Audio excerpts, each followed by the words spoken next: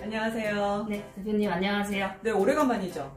네, 네. 워낙 바쁘시니까 다름이 아니라 제가 또 궁금한 게 생겼거든요. 사실 이게 카페에 좀 올라온 지는 꽤 됐어요. 근데 사실 많이 들어는 봤지만 항아리 상권이라고 요거 자세히는 모르겠거든요.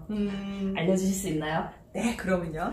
항아리 상권이라는 표현하고 항상 따라다니는 게 자루형 상권이에요.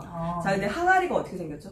항아리가 좀 장독대 같이 생기지 않았나요? 아, 장독대면 되게 이렇게 뚱뚱하게. 네. 그러면 이제 자루형은? 자루형은 좀 길게? 길쭉하게. 네, 길쭉하게. 네. 언어를 많이 아시는 거죠? 네.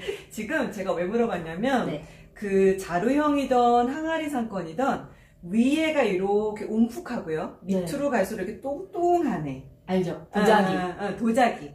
장독대 말고 거의 이렇게 술병처럼 생긴 그런 애들을 얘기하는 거예요. 그래서 자루도 기존은 뭐 기다랗게 생겼는지 모르겠지만 물건을 담으면 네. 밑에가 이렇게 좀 풍성해질 거잖아요. 맞아요. 그리고 위를 이렇게 잡을 거니까 좁아질 거잖아요. 네. 그래서 둘 다 뭘 얘기를 하냐면 밑에는 크고 위에는 좁은 형태를 얘기하는 거예요. 네. 근데 그게 마치 부동산을 위에서 바라봤을 때 모습 같은 거죠.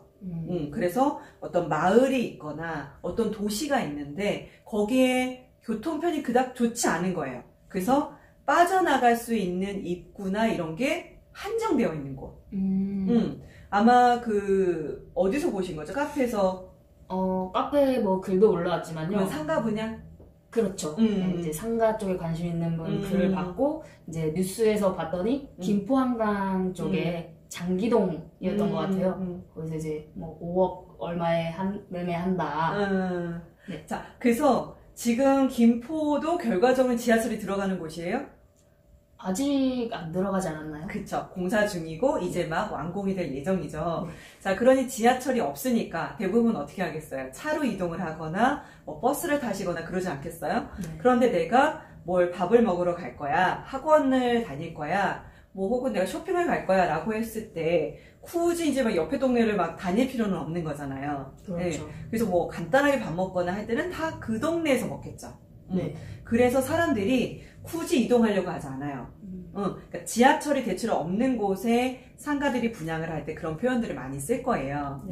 그래서 장점은 뭐냐면 이 안에 있는 사람들이 뭐 1000세대가 됐던 2만 세대가 됐던 그 사람들끼리만 거기서 계속 뭘 소비해 주는 거지.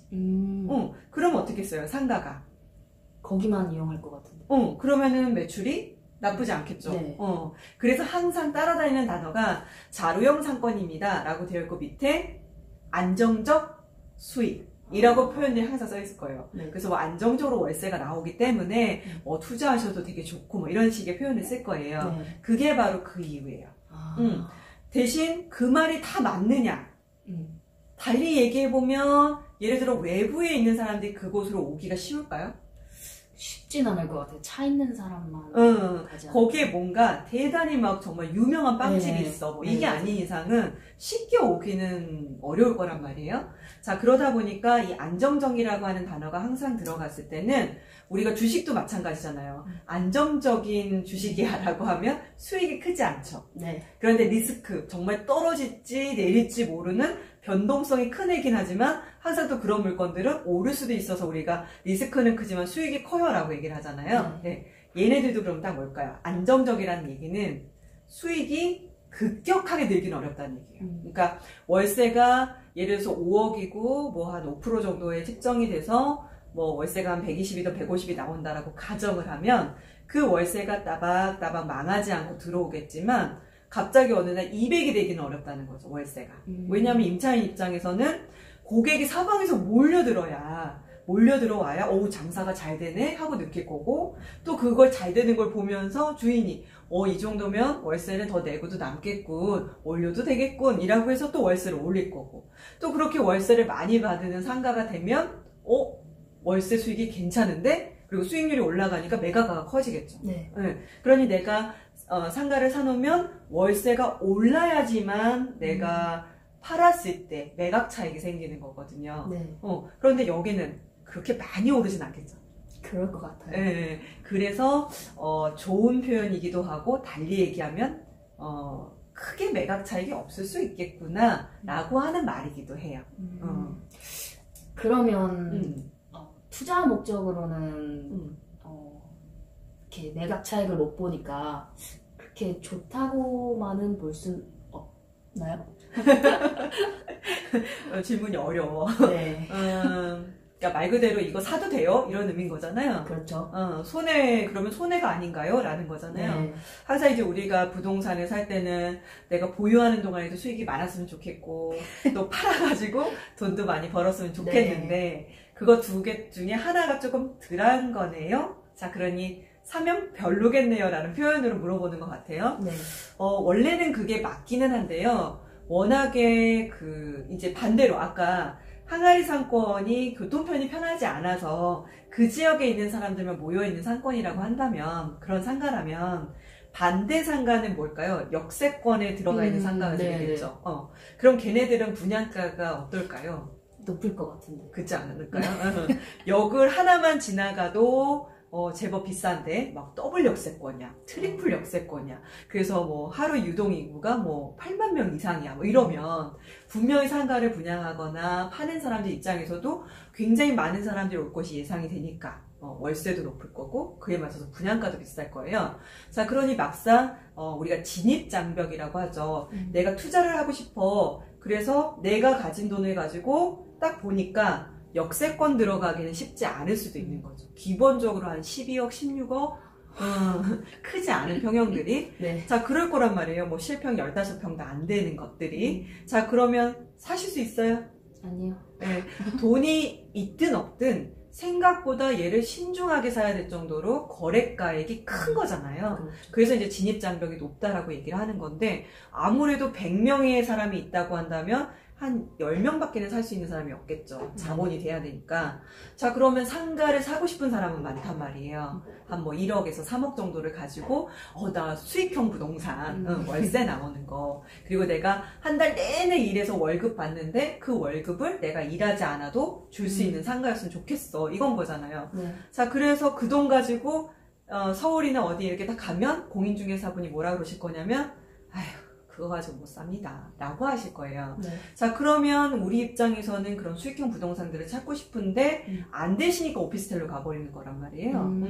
그런데 그 자금을 가지고 약간 상권은 우리가 봤을 때 역세권은 아니지만 그런 곳의 상가가 아까 5억이라고 했으니까 또 좀 말이 안 되는데, 아무튼 한 3억이나 4억짜리들도 충분히 있어요. 그리고 1층이 아니라 하더라도 상층부에는 학원이나 이런 애들이 들어가면 되니까 금액이 한 분양가 2억에서부터 5억 사이까지 해서 서울에 비해서는 3분의 1 가격이란 말이에요. 그런데 대부분 지방에 있거나 그런 데를 안 사시려고 하는 이유는 이거 공실나면 어떡하죠? 이건데 안정적으로 배울 세대가 있다라고만 가정이 된다면 월세가 들어오는 거잖아요. 괜찮은데요?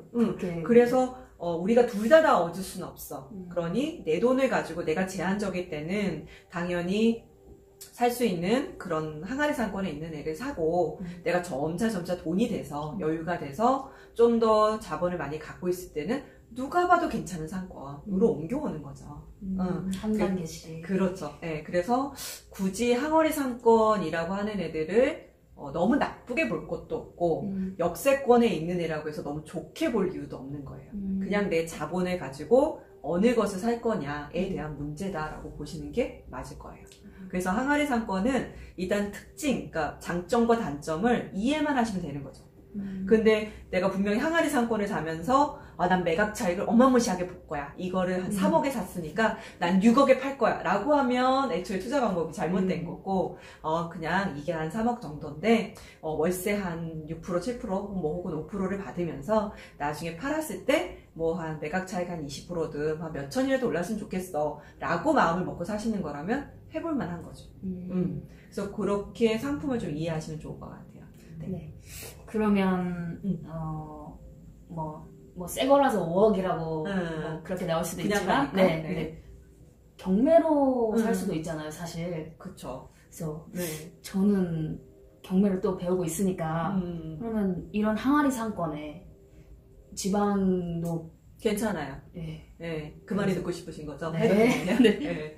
그러니까 작은 비용을 가지고 할 때는 괜찮아요. 나쁘지 않아요.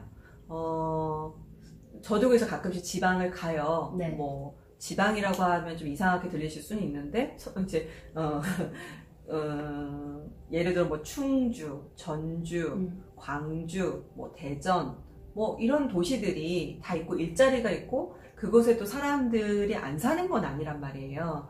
또 특히 뭐 화성이나 뭐 이런 데를 가보셔도 네. 우리가 화성 그러면 이제 동탄만 생각을 하시지만 이렇게 띄엄띄엄 지어진 지구들이 많이 있어요. 근데 그곳에 대부분 그 일자리들 때문에 무슨 공단 같은 게 들어가서 형성이 되어 있는 동네들도 많이 있거든요. 그러면 그곳에 가면 사람들이 없느냐? 안 그래요. 네. 그래도 안정적으로 차 있어요. 100% 차 있지는 않는 경우도 있지만 그래도 한 번 들어온 것들이 크게 빠져나가지 않아요. 예를 들자면 남양주, 다산 같은 경우에는 정말로 이제 서울에 살던 사람들 중에 내 집 마련을 하고 싶어 라고 해서 분양을 받아서 나가신 분들이 많아요. 네. 그런데 그런 분들 중에는 아이가 어린 세대가 많아요. 신도시일수록 아이가 어린 세대가 많아요. 이유는 뭐냐면 아직은 학교를 신경 쓰지 않아도 되는 거죠. 그러니 내가 출퇴근만 조금 포기를 하면 내 집을 가질 수 있으니까 경기도로 빠져나가는 거예요. 그래서 아이가 중고생이신 분들은 되도록이면 서울권에 남아 있으려고 하는 거고 그게 안 되면 1기 신도시에 있으려고 하는 거고요. 거기서 더 안 되시는 분들이 2기 신도시로 가는 거거든요. 그래서 지금 다산에 가면 정말 학원 정말 아이들이 많아요. 아이들이 정말 많으니까 학원 사업은 괜찮은 거잖아요.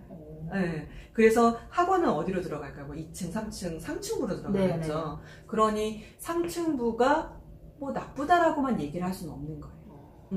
그래서 그곳에 있는 사람들이 어떤 층이냐, 젊은 사람들만 있냐, 혹은 혼자만 있냐, 아니면 아이들을 많이 이렇게 어린 아이들이 데리고 있는 젊은 신혼부부들 세대냐, 이것을 봐서 충분히 그 정도가 가능하겠다라고 하면 저렴한 금액에 사서 아까 말씀드린 대로 수익률 보유하고 매각 차익 약간 얻는 정도 괜찮다고 보고, 또 경매를 배워서 그 중에서 임차가 맞춰져 있으면 낙찰가가 낮지는 않을 거고요. 공실이 있는 애가 있는데 그걸 내가 잘만 맞출 수만 있다고 한다면 수익은 무조건 나는 거죠. 그래서 너무 지방을 또 반복이지만 지방이라고 해서 결코 나쁘진 않다. 오히려 소액 투자를 하시는 분들 입장에서는 지방 괜찮다 이렇게 보시는 것도 괜찮아요. 네, 감사합니다. 네, 이렇게 정리하도록 하죠.